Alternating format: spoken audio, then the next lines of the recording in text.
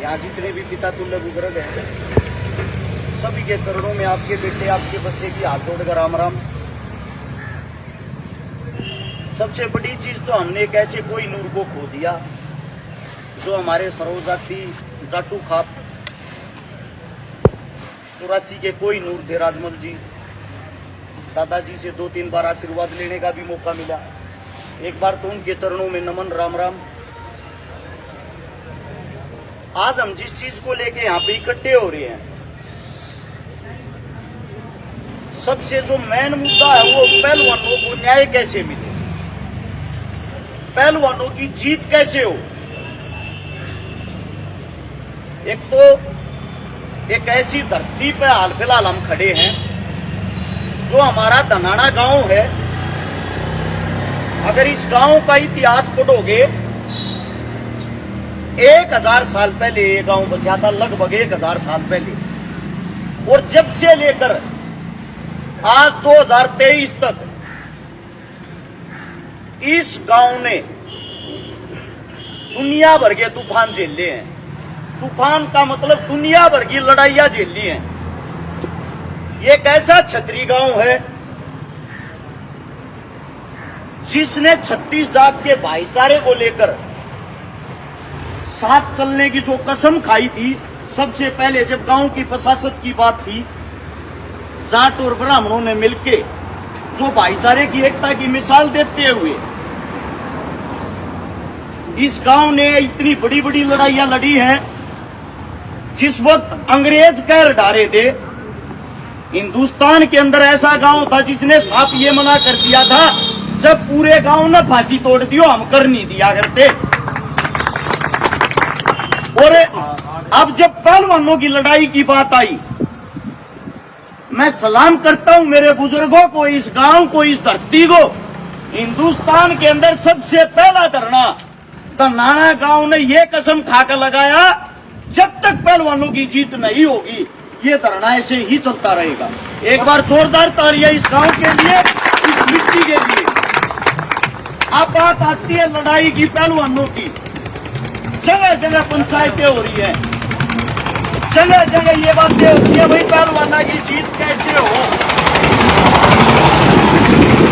आप लोगों के भी जितनी बुद्धि जो दिमाग है, मेरा ये मानना है अकेले हरियाणा के अंदर, क्योंकि जो पहलवान धरने पे बैठे ज्यादातर हमारे हरियाणा से आते हैं, हमारी जिम्मेदारी बनती है अपनी बेटियों के साथ, अपने बच्चों के साथ सबसे पहले हम खड़े हों। और खड़े होने का मतलब ये नहीं होता धरने पर गए, माइक पकड़ा, अपनी बात बताई और अपने घर के नो लिए। ये मेरे हिसाब से अपना लोभ है, खड़ा होना नहीं है। खड़ा होने का मतलब ये होता कोई ऐसा रास्ता, ऐसा सॉल्यूशन हर एक इंसान से लिया जाए, उनकी जीत कैसे हो। उसके अंदर छोटी छोटी 1-2 बात जो मेरे दिमाग में है, हो सकता है आप लोगों के माध्यम से वो बातें आगे बढ़ जाए। हरियाणा के अंदर लगभग 650 गांव है, 6800 पंचायत है। जो हमारी हरियाणा की सरकार है, पक्ष विपक्ष वे धड़ाधड़ प्रोग्राम करने लग रहे गामा गामा जाके। उनका कोई फर्क नहीं पड़ रहा हमारी बहन बेटिया के साथ गलत हो रहा नहीं हो रहा। एक स्पीच सुनना भारत के प्रधानमंत्री नरेंद्र मोदी साहब की, जिस वक्त विनेश फोगाट बजरंग साक्षी मेडल जीत कर आए, उन्होंने भोजन पे बुलाया था, खाने पे। और खाने पे जब बुलाया, मोदी साहब ने एक बात कही थी, विनेश तो मेरे परिवार की है, मेरी बेटी है।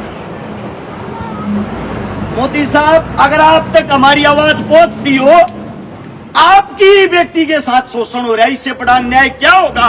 भारत देश के प्रधानमंत्री की बेटी के साथ शोषण, उससे भी बड़ी दुर्भाग्य की बात।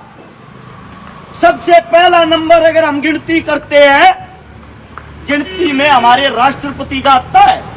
हिंदुस्तान की जो राष्ट्रपति है वह भी एक बेटी, और वह बेटी चुपचाप बैठ के ये देखने लग रही है बहन बेटियों के साथ शोषण हो रहा, क्योंकि शोषण करने वाला उन्हीं की पार्टी का है।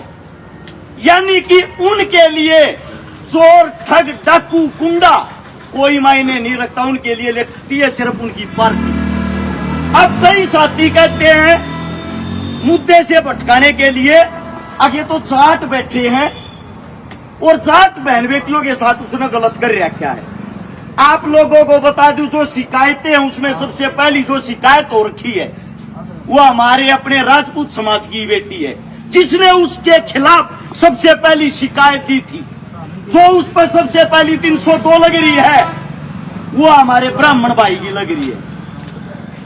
उसके काले चिट्ठे जब आप पढ़ोगे, उसने जाटों को नहीं, उसने सबको परेशान कर रखा। उस आदमी पे एक नहीं 38-40 मुकदमे हैं। हम लड़ाई अपने लिए नहीं, हम लड़ाई न्याय और अन्याय के लिए लड़ रहे हैं। रही साक्षी की, विनेश की, बजरंग की बात, उन्होंने देश के लिए मेडल दिए, वो बुलंदी छू रखी है उन्होंने। वो अपना काम धाम आराम तो अपने घर बैठ कर अच्छा कर सके थे। वे लड़ाई अपने लिए नहीं, जो कह रहे ये तो बूढ़े हो गया कल लड़े ना, वे लड़ाई हमारी आने वाली पीढ़ियों के लिए, आने वाली बेटियों के लिए लड़ रही है। दूसरी बात, अब उनको विजय कैसे मिले, ऐसा क्या काम कराया था। बड़ा दुख होता, हम अपने बुजुर्ग तो उम्मीद करा, हाँ हमारे बुजुर्ग, हमारे खंडक्यारे, ये वो हमारी जड़ है जिसके कारण हमें छाया मिलती है। हमारे जैसे युवा आपके चरणों में बैठ उम्मीद कराया, हमारे काका ताऊ दादा के फैसला लेंगे। लेकिन दुख दर्द तकलीफ जब वो है, हमारे बुजुर्ग मुद्दे तो भटक जा है, क्योंकि जो हमारे सम्मानित जितने भी बुजुर्ग उनके अंदर एकता देखने नहीं मिलती ना, हमें बड़ा दुख होता है। मेरी आपके चरणों में सबसे पहले तो एक विनती है, आंदोलन में हाजिरी मत लाओ, आंदोलन में ये मत कराओ मेरा नंबर बनेंगे, मेरी हवा बनेगी, मेरी ना बनेगी, या जीत होगी सबके नंबर बनेंगे, सबकी हवा बनेगी। पहले काम को तो अंजाम दे लो। एक ऐसा ठोस फैसला लिया जा, 650 गांव है, एक पंचायत करके हर गांव में से 10 भाइयों को आप अपने गांव में जंतर मंतर पे भेजा जा। जब तक आंदोलन पार नहीं होता, एक गांव के 10 आदमी जो उड़े बैठेंगे, 66,500 आदमी लगातार उड़े बैठे रहेंगे, जो सरकार के नाक में दम देने का काम करेंगे। उससे दूसरी बात, अगर वे 10 आदमी छुट्टी आगे घर आगे, वह गांव की पंचायत की ड्यूटी है, उनकी संग अगले 10 उड़े पहुंचाऊं। उनका जो खर्चा पानी, तेल पानी का, खान पीन का, पहलवाना पर कोई दबाव नहीं बनाया जा, खर्चा गांव की पंचायत की तरफ से होना चाहिए। हम 10 आदमी का खर्चा नहीं उठ सकते, ये इतने भारे भारे काम, बहुत छोटी सी बात है यार। इससे अगली बात, पहलवाना की जो तैयारी है अगले ओलंपिक की, ओलंपिक भी नजदीक आ लिया, सालक रह रहा है। हमारे पहलवाना की वह तैयारी नहीं रोकनी चाहिए। सरकार इतनी घटिया, इतनी लापरवाह है, हो सकता है इसने 6 महीने चला दे, उड़वे पे बालक बैठे बैठे सूख लेंगे। जंतर मंतर पे जो 28 तारीख ने या महिला पंचायत होगी, महिला वहां जाएंगी, उससे दिन एक मैच की व्यवस्था उड़ो जंतर मंतर पे करी जा। जंतर मंतर पे हमारे पहलवानी करेंगे, उड़े बादाम कूटेंगे, और उड़े श्याम ही जो थाना है जड़े तो परमिशन मिल लिया करे जंतर मंतर पर आंदोलन करने की। उड़े तो से मैच बन दी जा, उड़े दूध पीवेंगे, उड़े बादाम रगड़ेंगे, उड़े बोलाएंगे। दूसरी बात, पंजाब हमारे साथ हर वक्त खड़ा था, खड़ा है, खड़ा रहेगा। पंजाब के अंदर से जो निहंग है, किसान आंदोलन में हमने देखा वो कितने बड़े योद्धा हैं, हमारे लिए जान तक देने को तैयार थे। 500 निहंगों की वहां ड्यूटी लगाई जा, उनकी सुरक्षा में, पहलवानों की सुरक्षा में। जितनी सुरक्षा जब को नेता मंत्री आवे उनकी करने में पुलिस की इलाका है ना, उन तक भी बड़ा काम वे नियम करेंगे, यानी कि हमारी बहन बेटियां वहां सुरक्षित रहें। उससे अगली बात, इस लड़ाई ने लंबी चलाओ, लंबी चलाओ, लंबी लूंबिया में कुछ नहीं करे।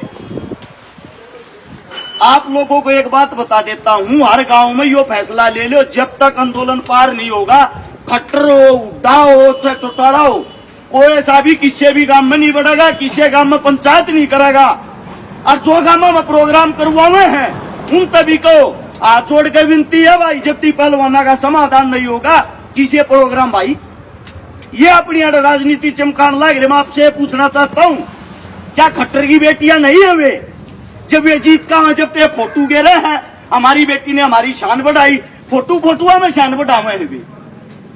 क्या चौटाला परिवार का हक नहीं बनता कि आप लोगों की भी बेटी, क्या उटा साहब का हक नहीं बनता आप लोगों की भी बेटी? हालांकि धरने पर जावे हैं वो फॉर्मेलिटी है, वो को समर्थन देना नहीं है। जिस टाइम प्रियंका गांधी आई उस टाइम भी मैंने एक बात कही थी, जिस टाइम अब चौटाला गया उस टाइम भी एक बात कही थी। यो समर्थन नहीं है भाई, माइक पकड़ा अपने घर का ही निकलेगी। आप लोगों के इतने बड़े कार्यकर्ता, इतनी बड़ी टीम है, बताओ सारे नाडे। केजरीवाल समर्थन देने गया, दिल्ली का मुख्यमंत्री एक काम करे न, जंतर मंत्र पर बैठ के जो आपका संसद उड़े थे चालन दे, इतना ना समाधान होता।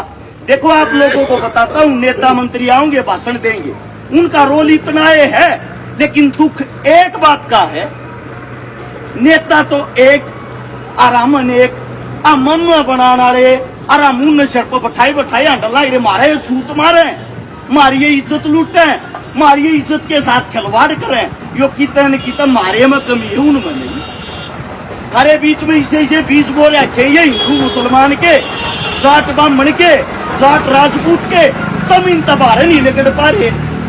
जब तक तुम इन तबार नहीं लकड़ोगे, जब तक ये हरी एक भी चीज में विजय नहीं होने देंगे। हाथ जोड़ के सबसे पहले तो एक विनती आप लोगों से, ये खाप पंचायत और हमारे बुजुर्ग इस काम को कर सकते हैं, भाईचारे ने पहला तो मजबूत करो और मिलजुल कर को स्ट्रॉन्ग फैसला लो। और जो ये थोड़ा नेता बनने के चक्कर में गाड़ी ले रहे है ना, उनने समझाओ भाई तुमने नेता हम बना देंगे, कभी न पार हो लेने।